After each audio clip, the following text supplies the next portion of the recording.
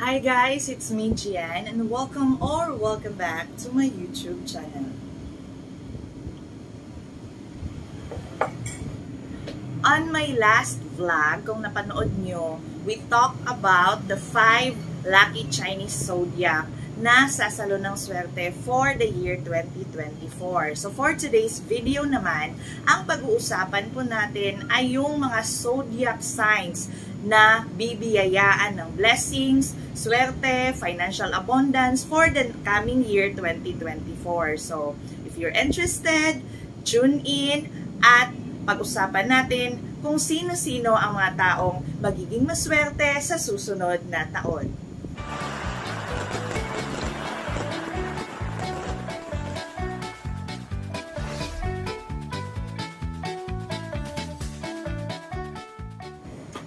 We always talk about lucky zodiacs, mga pampaswerte at iba-iba pang motivation na pwede nating kapitan to enhance our blessings, the positive mindset na meron tayo para mas maging maganda yung daloy ng swerte sa ating buhay. So ito yung channel ko na ito for this month. So hindi ko naman sinasabi na pinipilit natin na kapag isa na tayo sa sinasabing magiging lucky or maswerte for the next year or for the week or for the months coming, ay hihinto na tayo sa ating araw-araw na ginagawa. So, hindi siya ganon. So, tayo, mga Filipino, we always hope for the better. Hindi naman para lang sa ating sarili, lalong-lalo na sa atin ng mga nanay. We hope to have a great life ahead para sa ating family at lalong-lalo na para sa ating mga anak. So, sinasabi ko na may mga nagli-leave kasi ng comment na hindi naman daw kailangang maniwala sa mga swerte kasi kailangan lang natin ng faith sa Panginoon para maging ma-blessed or ma-blessed yung buhay natin. But then again, wala din namang masama kung maniwala tayo. Pero syempre, yung swerte naman, base pa din sa mga ginagawa natin sa buhay. Yung importante lang dito, wala tayong tinatapakan na tao, kumakapit tayo at nagiging positive yung mindset natin araw-araw, may pinaghuhugutan tayo ng motivation kasi kailangan din naman natin yan for everyday kasi marami tayong pinagdadaanan, iba-iba yung problema natin sa buhay. So mas okay na meron tayong mga pinapaniwalaan para mas maging magaan yung pagharap natin sa araw-araw. So, yun lang naman yung goal ng mga videos na to para maging reminders or para magkaroon tayo ng positive na mindset, para mas maging okay yung flow ng swerte or yung flow ng energy na tinatanggap natin araw-araw. So, this is just a guide, mga predictions na ito, based din sa studies ng mga astrologists, based sa stars, kung kailan tayo pinanganak, pero yung pagsisikap naman nasa sarili natin kung paano natin ibabangon yung araw-araw para mas matupad natin yung ating mga goals at aspirations sa buhay. So, hindi lang naman tayo sa swerte, kumakapit. Isa lang ito sa kinakapitan natin sa ating buhay, but then again, yung pananalig natin sa Diyos, yung pagsisikap natin, yung dedication, yung sipag at tiyaga, kailangan andyan siya. Kasi sila yung mga ingredients para ma-build natin yung success na pinapangarap natin sa buhay. So back to my topic for today, alamin natin kung ano yung mga maswerteng zodiac signs na sasalo ng swerte for the year 2024. So,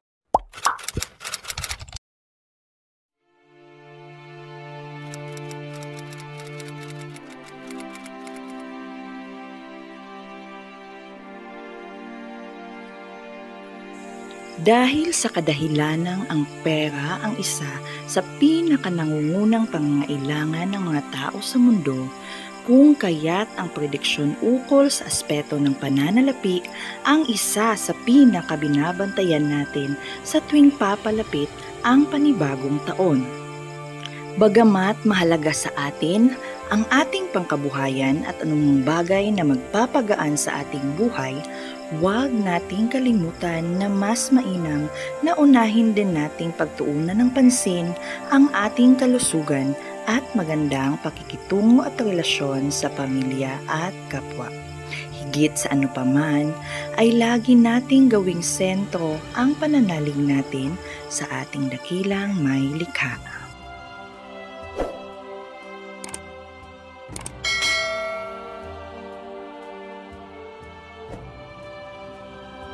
For today's video, pag-usapan at talakayin natin ang lahat ng mga bagay na maaring magdikta sa kapalarang pinansyal natin sa taong 2024. Ang pagkakahanay ng mga planeta at bituin sa araw ng ating kapanganakan ay maaaring may malaking impluwensya sa kung ano ang magiging takbo ng buhay natin sa susunod na taon at mas maiging malaman natin ito ng mas maaga upang mai-activate at maiwasan o mapanlabanan ang anumang magiging mahadlang sa daloy ng swerte sa ating buhay.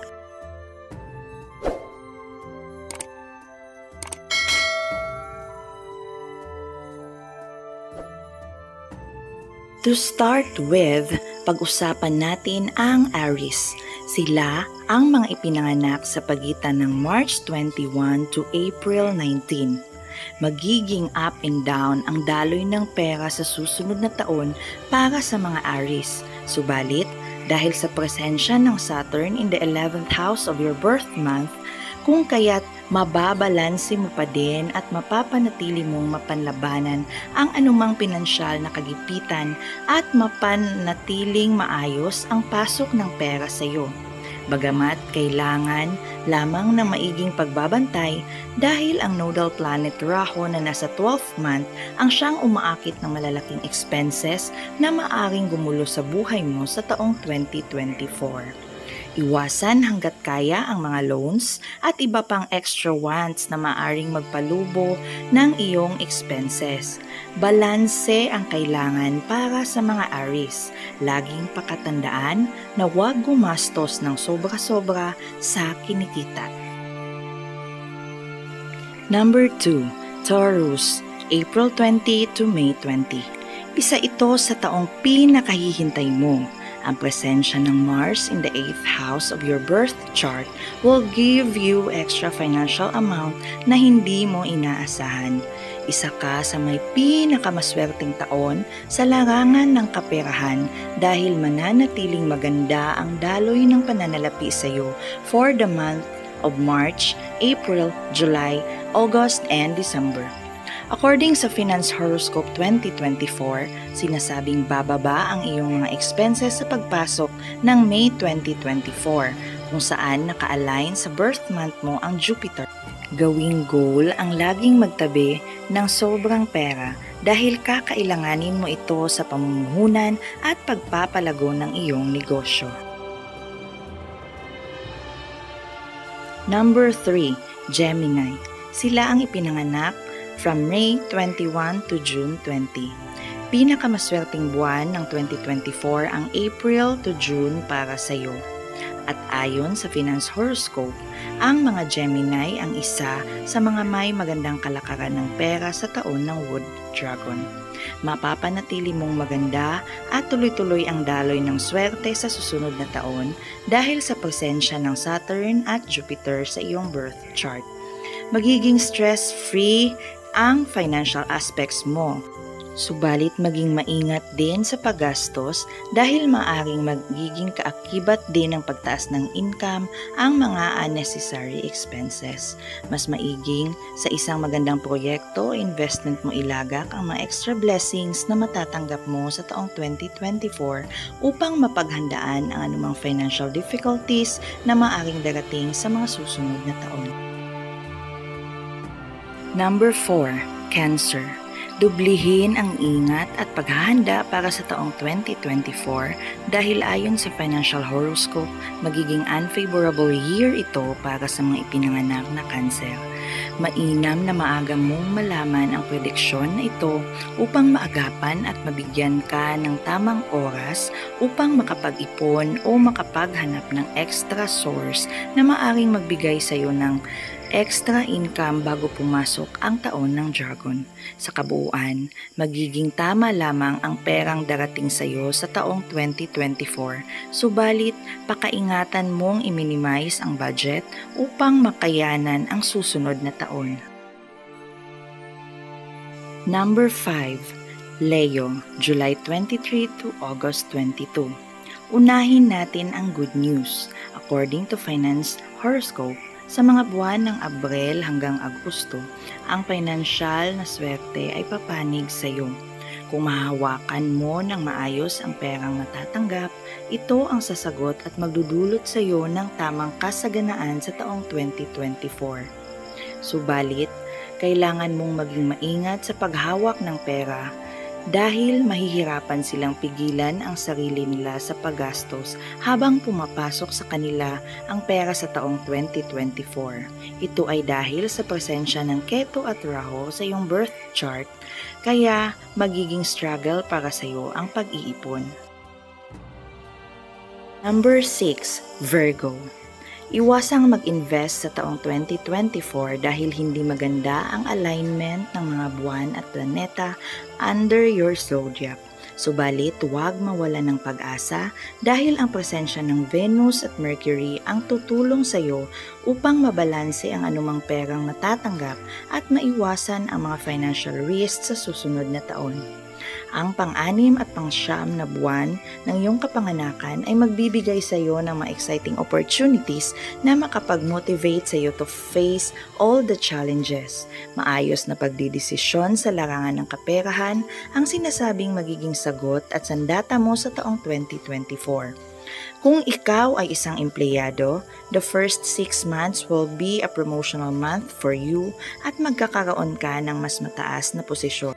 All in all, the Virgo will have a good year. Next is Libra.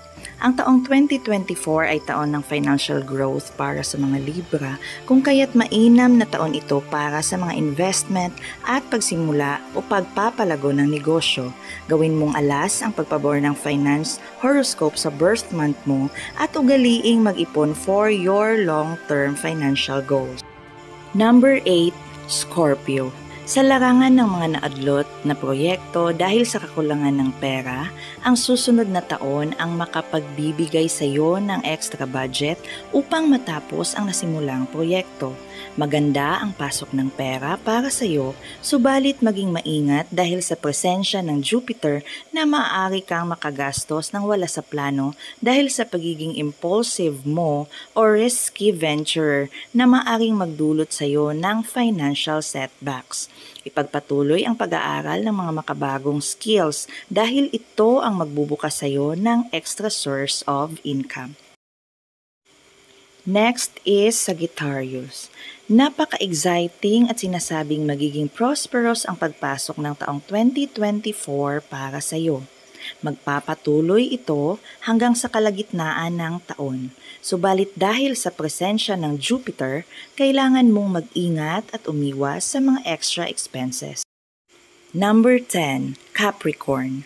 According to Finance Horoscope, magiging maganda ang takbo ng kapirahan mo sa unang mga buwan ng taon. Ang presensya ng Mercury at Venus ay magbibigay sa iyo ng mga extra income at bagong opportunities na magpapalago sa iyong pangkabuhayan. Subalit, panatilihing maging maingat dahil ang Mars at Venus ay magdudulot ng mga extra expenses na maaring gumulo sa magandang daloy ng kapirahan.